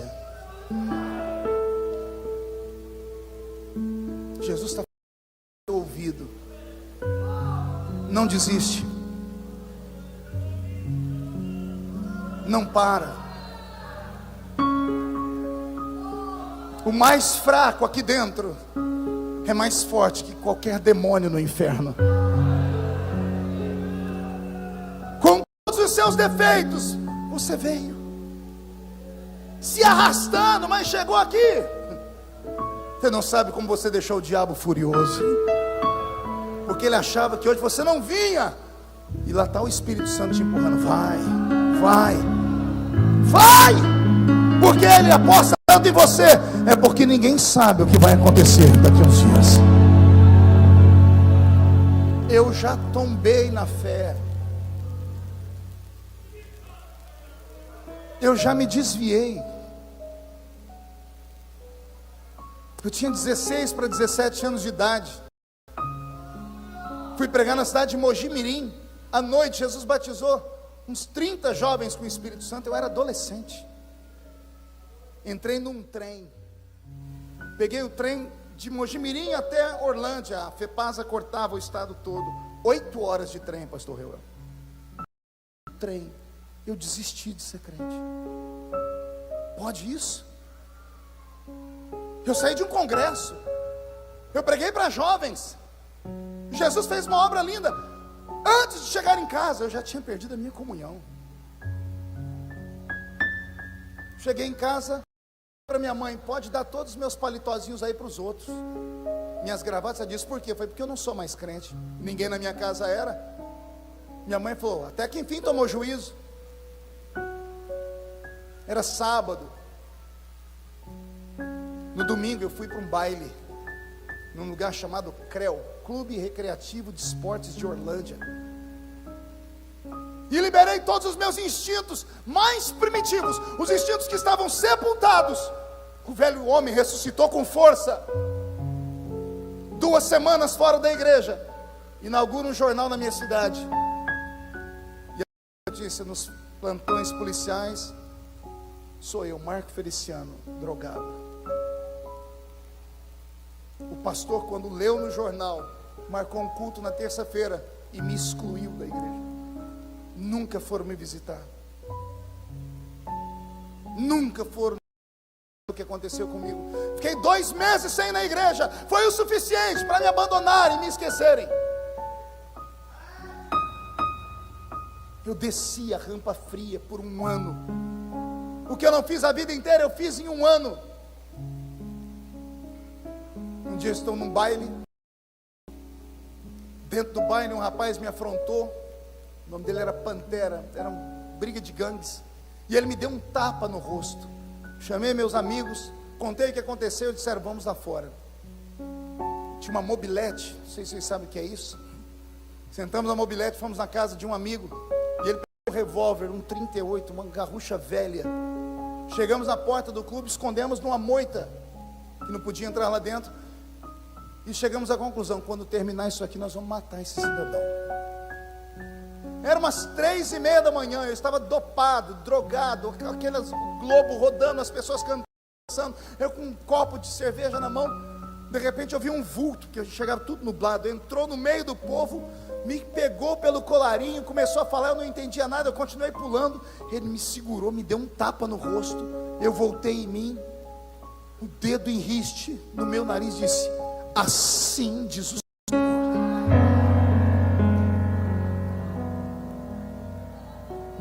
Tua vida não será garantida essa noite, a não ser que você saia daqui agora. O Ronaldo Pugliese, hoje é gerente de um banco. O Ronaldo estava em casa dormindo, pronto para dormir de madrugada, porque crente quase não dorme. Ele falou que ele ajoelhou de um lado, a mulher dele ajoelhou do outro. Quando ele está orando, ele disse que escutou um grito dizendo assim: Ronaldo, busca o Marco. Ronaldo disse que estava com sono, levantou a cabeça, olhou para a esposa e disse: você ouviu alguma coisa? Ela disse: não. Ele abaixou a cabeça, continuou orando, e a voz falou de novo: busque o Marco. E foi que ele começou a tremer, e a voz falou: ou busca ele, ou vocês não vão ter Marco amanhã. E foi que ele levantou da oração, chamou a Adriana, a esposa, disse assim: Uma voz falou para mim do Marco. Eu falei, que Marco? Aquele menino da igreja. Eu falei, é verdade, tem meses que ele não vai na igreja. Ninguém nunca foi visitar ele. E o que a voz falou? Mandou eu sair procurando ele. Ela falou, então vai e procura. Ele ligou para 2 amigos, o Fernando, que é músico na cidade de Morro Agudo hoje. Sentaram na motinha deles e foram em todas as casas que tinham baile à noite. Até que ele parou na frente do Clube Recreativo de Esportes de Orlândia. Ele falou que ele estava vestido de crente. Quando ele botou o pé lá na porta, ele disse, meu Deus, se alguém me ver aqui, terça-feira eu estou excluído. Porque vão falar que eu entrei no baile. Ele falou que ele pensou em voltar quando o Senhor disse para ele, no meio de uns 500 jovens pulando, ele me achou, Reuel. Ele me deu um tapa no rosto e me tirou dali. Me levaram para a casa dele, eu estava grogue, dopado. Eu deitei no sofá, eu escutava eles falando de longe. Eu vi eles chorando, foram chamando irmãos, juntaram uns 5, 6 irmãos, começaram a orar por mim. Um colocou a mão na minha cabeça e disse, Jesus, se o Senhor tem uma obra na vida dele, liberta ele do efeito da droga, da cachaça, e renova ele com o Espírito Santo. Dei um salto, não sabia onde eu estava. E olha eu, voltando para Jesus. Só que eu não fui na igreja no domingo. Fiquei 2 semanas sem ir no culto. Mas aquilo ficou marcado em mim. Depois, hoje, eu converso com ele, todo mundo diz, está vendo, você fez uma coisa errada, Ronaldo. Você arriscou em buscar ele, onde ele está de novo. 2 semanas depois, eu chego na esquina do clube, era na mesma rua da minha casa, eu digo, eu vou para o clube ou eu vou para casa? E naquele dia eu tive força, disse, eu não vou entrar no clube, vou para casa.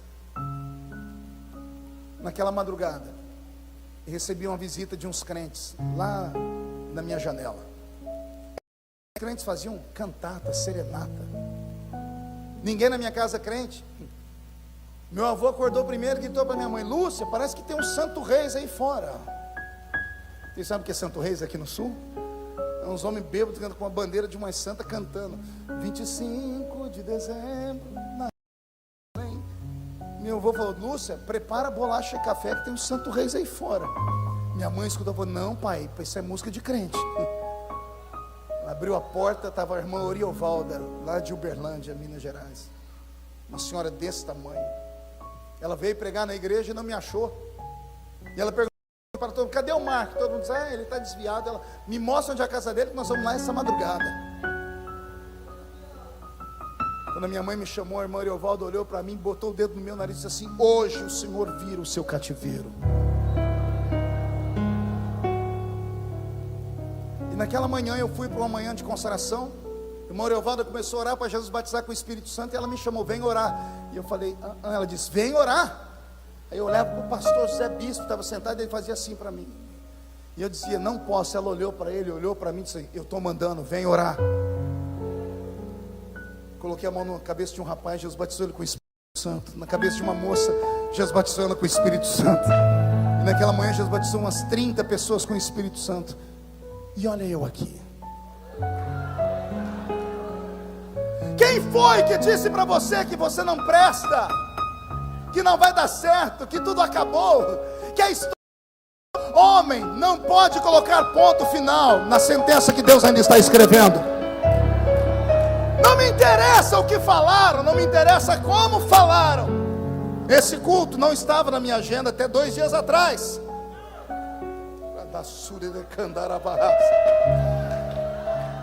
Eu estou aqui hoje por sua culpa.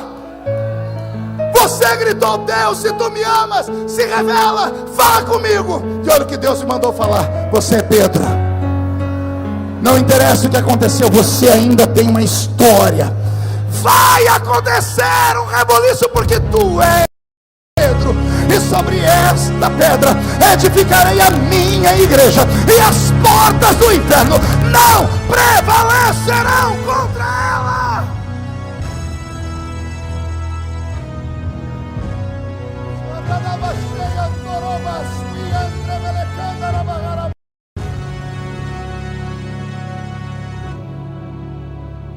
A igreja vai inclinar a cabeça. E eu quero falar com 3 grupos que estão aqui dentro. Quero falar com 3 tipos de Pedro que eu nesta igreja hoje. O primeiro é o Pedro que se afastou. É o Pedro que tombou, que caiu, que se jogou ou que te jogaram. É com o Pedro que foi excluído, excomungado dos seus ministérios. E eu tenho pena, tenho que te pedir perdão, Pedro. Por quê, pastor? Porque te excluíram. Mas perdão por quê? Porque essas pessoas não leram o texto que eu li hoje. Tudo que desligar na terra é desligado no céu. A igreja apagou o seu nome do livro da vida, por causa do seu erro, do seu fracasso, do seu tombo, da sua fraqueza. Um bando de sujos acharam que você estava mal lavado demais. E depois que foste excluído, seu nome foi lido publicamente, você nunca mais se acertou na vida. De madrugada você sai das baladas, passa perto da velha igrejinha e chora de vontade de voltar, mas não tem força. E hoje você foi atraído pela propaganda, pela oração de alguém, disse: vamos lá. Você veio meio acanhado, você nem queria estar aqui. Mas enquanto eu pregava, você dizia assim: Deus, se tu me amas, fala comigo. E Jesus me mandou te dar uma palavra, Pedro. Você vai ser pastor ainda. Deus me mandou te dar uma palavra, amada. Você será uma grande mulher de Deus ainda. Enquanto você pensa, porque eu quero você aqui na frente daqui a pouco, eu quero falar com o segundo grupo. É o Pedro que está entre nós, mas há muito tempo não toma a Santa Ceia.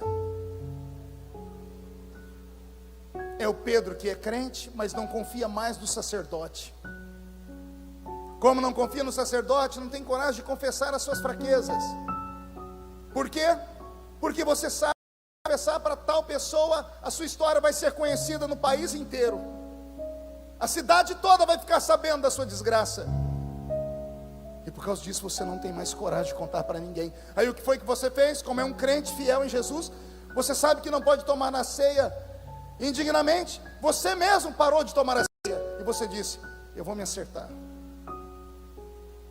Já faz meses, já faz anos, e você nunca mais tomou a ceia. A Bíblia diz que aquele que não participa do corpo e do sangue não tem vida. Você é um defunto no meio. Ah, pastor, o que é que eu faço? Você precisa de perdão.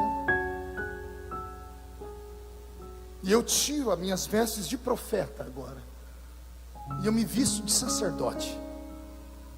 Como sacerdote, eu posso orar por você.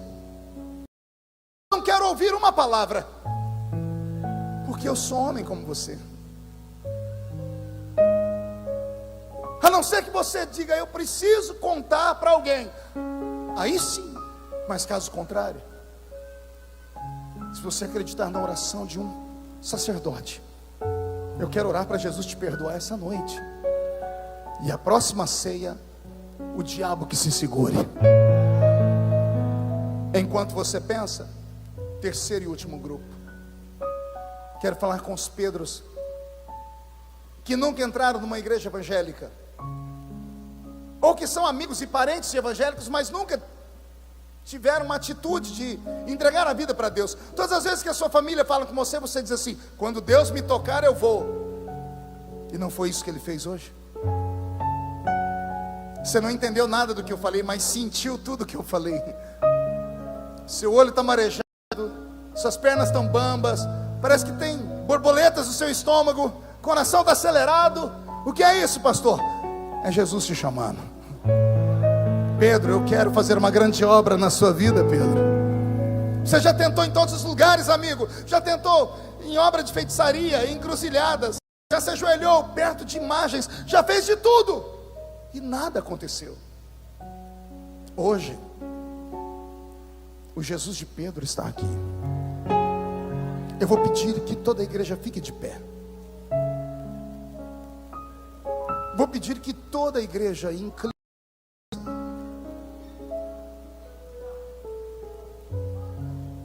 E eu quero saber se tem alguém desses 3 grupos que eu perguntei que tem coragem de sair do seu lugar e vir aqui perto de mim. Porque eu vou orar por você. Tu és Pedro, e sobre esta pedra eu edificarei a minha igreja, e as portas do inferno não prevalecerão contra ela.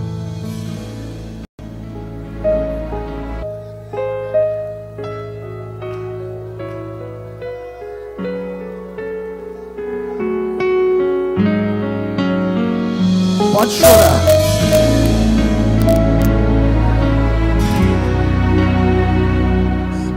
Circunstâncias dizem que não vá, falam que você está tão perto de parar. Coração valente, é assim que quero hoje te chamar.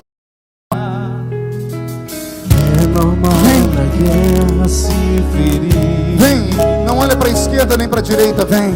E pra não morrer, às vezes pensa em fugir. Cego pelo medo, não vê que o gigante é bem menor que a mão de Deus. Não quero contar da história que você morreu. Se por um tempo você só adormeceu. Oração por 3, Jesus parou de respirar pra fazer você ressuscitar. Tudo bem, diga que você é, mas sua estrutura é a fé. Coração valente, você não pode parar.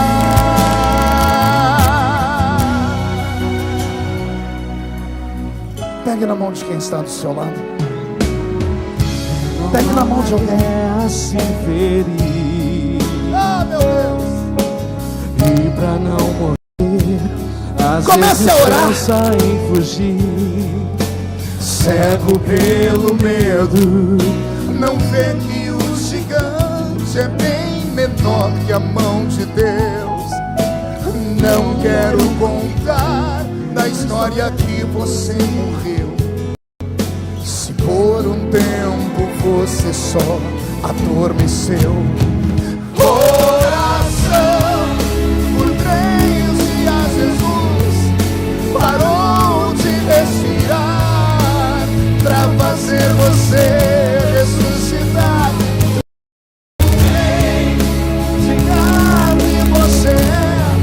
Sua estrutura é a fé. Coração valente, você não pode parar.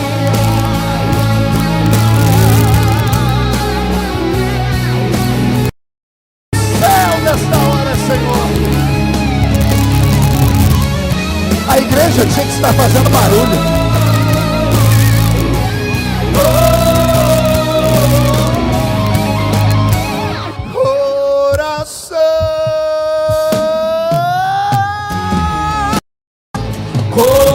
Coração, por 3 dias, Jesus parou de respirar pra fazer você ressuscitar.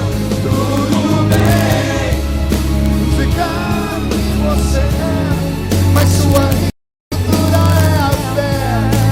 Coração valente, você não. Coração, recebe a alegria que vem do céu. Jesus recebe o toque da eternidade pra fazer você ressuscitar. Tudo bem, de carne você é, mas sua estrutura é a fé. Coração valente, você não pode parar.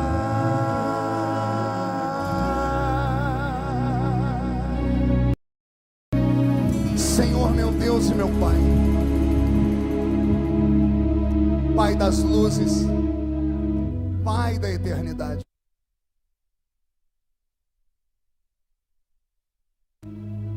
Em um culto sem vidas chorando no altar.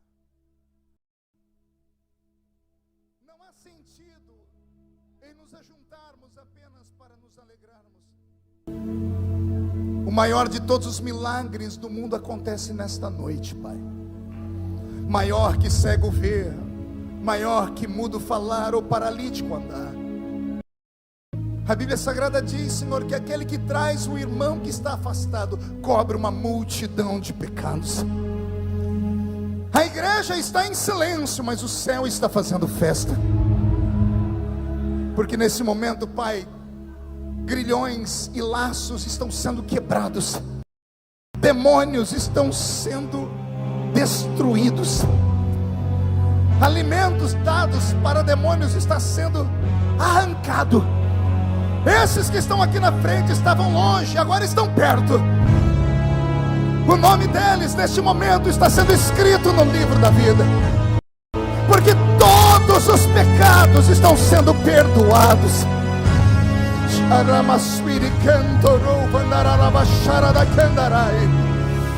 Todos os erros, todas as transgressões estão arrancadas, riscadas, destruídas, destronadas. Esta noite quem viver verá, para ver a devolução que o Senhor vai fazer na vida deles, porque tudo que foi roubado está sendo devolvido. Os seus filhos vão tomar a ceia no próximo mês. Os seus filhos vão voltar a ter sonhos proféticos. E esses que estão entregando a vida pela primeira vez a Ti, vão entrar numa vida que nunca antes sonharam. Porque nesta noite está nascendo uma verdadeira igreja. Esta é a minha igreja, disse Jesus, e as portas do inferno não prevalecerão contra ela. E só quem pertence a esta igreja dê glória a Deus. Alguém pode dar um abraço? Dê um abraço na pessoa que está do seu lado. Abrace ela, abrace ela. Que reflete a imagem do Senhor. Não chore, o mundo ainda não mudou. Já é o bastante Deus reconhecer o seu valor. Você é precioso, mais raro que o ouro puro de ouvir. Se você desistir, Deus não vai desistir. Ele está pra te levantar. Se o mundo te fizer cair. Quem pode aplaudir a Jesus? Quem pode aplaudir e gritar? Quem pode aplaudir, gritar e dar um pulo para cima? Essa foto eu posso levar comigo para orar? Que Deus faça uma grande obra. Amém, igreja? Valeu a pena? Então murcha a barriga, estufe o peito, olhe nos olhos do seu irmão. Se não tiver vermelho, enfia o dedo no olho dele. Diga para ele que é a igreja. Disse, eu sou a igreja, então me ame. Vou fazer um pedido. Tome seu assento por mais 5 minutinhos. E eu agradeço. Me disseram que os irmãos aqui, quando vai dando hora de ir embora, ninguém fica. E são 10h15, a igreja está cheia ainda. Muito obrigado pela educação de vocês. Então eu espero que vocês fiquem comigo mais 5 minutos. Amém? Vou perguntar de novo, valeu a pena? Posso voltar outro dia aqui? Jesus é o caminho e o pastor Reuel é o pedágio. Escutou, pastor Reuel? Eu disse que para chegar até mim, Jesus é um caminho e o Senhor é um pedágio. Sempre que o Senhor precisar e quiser, eu estou à disposição. Amém, igreja? Deixa eu fazer uma pergunta aqui. Quem aqui está desempregado? Bastante gente. Quem aqui não tem casa própria? O sangue de Jesus tem poder. Quem não tem carro? Quem está endividado? O sangue de Jesus tem poder 3 vezes. Coitado do comércio de Camboriú. Tem alguém aqui que é empresário, microempresário, profissional liberal e está precisando de uma sacudidela de Deus lá na empresa? Levante a mão para eu te conhecer no seu escritório. Bastante gente. Tem alguém aqui que, além de todo esse sofrimento, a sogra mora na mesma casa? Estou vendo ali. Entendi porque que você chorou o culto inteiro. Estou achando que é a mensagem falando e é a sogra que mora lá. É brincadeira, né? Todo genro que fala da sogra é apaixonado por ela.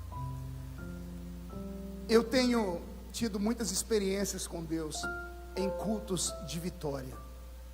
Cultos de vitória são cultos de campanha.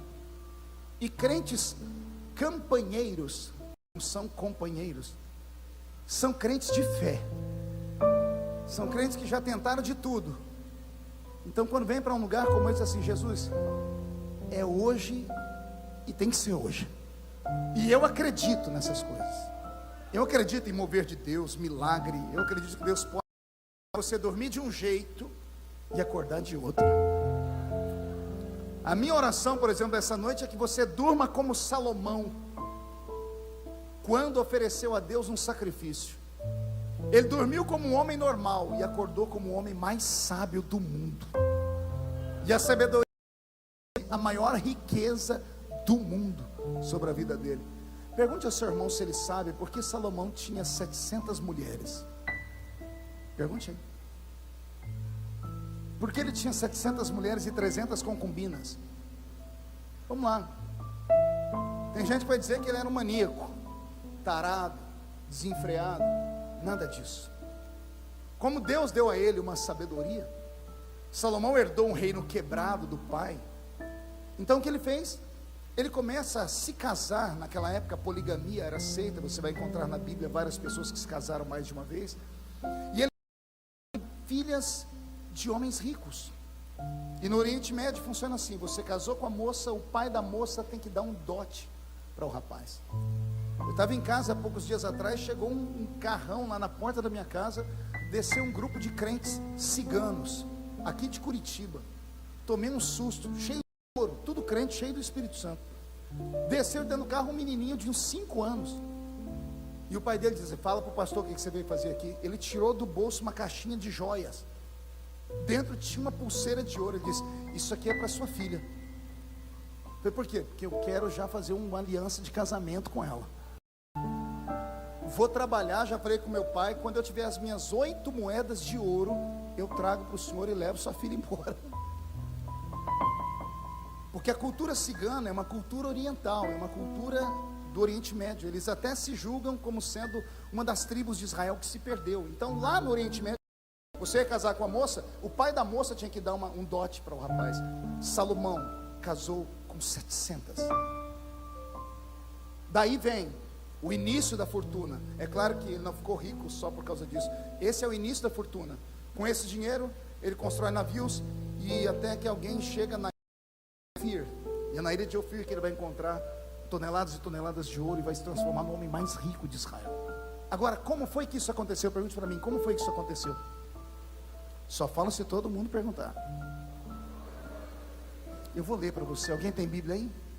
Rapidão, abre comigo aí. Segundo livro das Crônicas.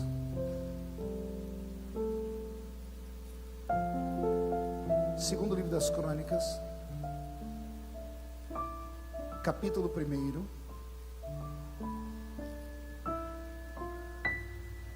Segunda Crônicas, capítulo 1, versículo 6. E Salomão ofereceu ali sacrifícios perante o Senhor, sobre o altar de cobre que estava na tenda da congregação, e ofereceu sobre ele 1000 holocaustos. Ofereceu sobre ele. Versículo 7. Naquela mesma noite, Deus apareceu a Salomão e lhe disse: pede o que quiseres, porque eu vou te dar. Olhe para mim. Tudo há um porquê.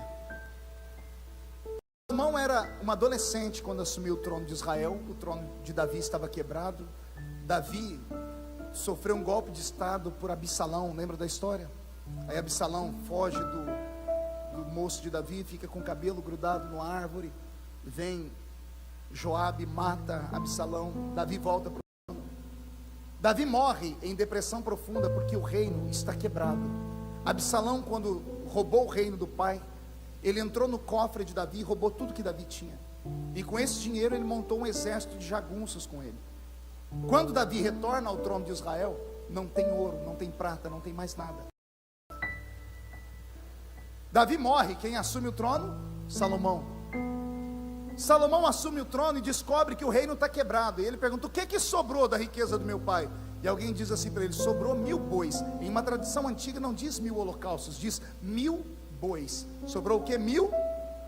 Nem vaca foi boi. Era boi de tração, era boi de arar terra. Não dava para comer a carne dele, porque a carne era extremamente dura. Se fosse vaca, ainda podia ficar prenha, dar leite, do leite o queijo. Mas eram bois, sobraram 1000 bois, era só o que Israel tinha. Foi o pior período de inverno de Israel. Salomão percebe que ele vai perder o reino, porque o povo vai morrer de fome. E o que ele faz? Adolescente, ele sobe o alto de uma montanha e manda trazer os 1000 bois. E lá no alto da montanha, ele mata os 1000 bois e sacrifica a Deus. O povo achou que ele era louco, outros acharam que ele era excêntrico, e os mais crentes disseram assim: não, ele é santo, porque ele começou o ministério dele dando um sacrifício a Deus. Só que ele não deu um sacrifício apenas, ele deu tudo o que Israel tinha, tudo, 1000 bois. E ele voltou para casa. A Bíblia diz que naquela mesma noite, antes dele dormir, Deus entrou no quarto dele e falou para ele: pede o que você quiser. Eu desafio qualquer crente que tenha lido a Bíblia. Eu li só 30 vezes de capa a capa, escrevi 21 livros sobre a Bíblia. Eu desafio qualquer crente que tenha lido a Bíblia, que me mostre outro texto onde Deus tenha descido e dito a um homem: pede o que você quiser que eu te dou. Nem para Davi Deus fez isso. Agora olhe para mim, Davi é um homem que canta, sim ou não? É um homem que fez salmos, sim ou não? Davi não é um homem que dança perto da arca? Davi é um homem segundo o coração de Deus, sim ou não? Só que morreu pobre. O reino foi roubado e ele morreu sem um centavo. O que isso aqui explica? Isso aqui traz um ensinamento espiritual. Você já percebeu que geralmente os irmãos que mais oram, os que têm, moram em casinhas caindo aos pedaços? Eles não têm dinheiro, mas são cheios de Deus. Por quê? Cantam. Por quê? Oram. Salomão não ora e não canta. Não escreveu um salmo. Só quando é velho que vai escrever cantar, Provérbios e Eclesiastes.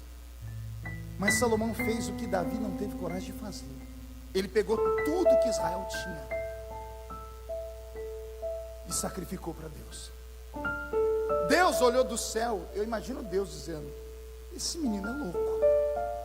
O povo está em greve, o povo está no inverno, vão morrer de fome. Ele podia ter matado esses bois, 5 milhões de pessoas. Ele mataria a fome deles por pelo menos umas 2, 3 semanas. O inverno ia ser de 6 meses, o povo ia morrer dentro de 2 meses. Mas pelo menos ele ia matar. Ao invés de ele matar a fome, ele pegou os bois e me deu. Que homem é esse que tira tudo que tem e me dá? Quer ouvir a resposta de Deus? Deus olhou para Deus e disse assim para si mesmo: se tem um homem na terra que tem coragem de me dar tudo que ele tem, eu também tenho coragem de ir lá nesse homem e falar para ele: pode pedir, porque tudo que eu tenho é seu. Não pegou? Se um homem dá a Deus mais do que pode, Deus dá a esse homem mais do que esse homem precisa. Existe uma tradição judaica chamada Tzedaká. Tzedaká é misericórdia sem olhar a quem. Isso é uma lei que todo judeu pratica. Vou te ensinar porque o judeu é rico. A Tzedaká diz assim, é um ensinamento que está na Torá dos judeus. Ele pega com base naquele versículo que a Bíblia diz assim: quem dá aos pobres, a Deus empresta. Mas existem 1 milhão de pobres. A Tzedaká diz assim, que você encontra uma pessoa que precisa e não, você simplesmente a ajuda. Não é você que sabe que o seu irmão, poxa, eu vou ajudar aquele lá. Não, ele já teve tudo, jogou tudo que tinha, bebeu, fumou. Isso não é misericórdia. A Tzedaká é isso, é você praticar uma misericórdia, mesmo sabendo que a pessoa pode amanhã depois pegar o que você deu a ela e usar para coisas erradas. Todo judeu faz isso. Por isso que todo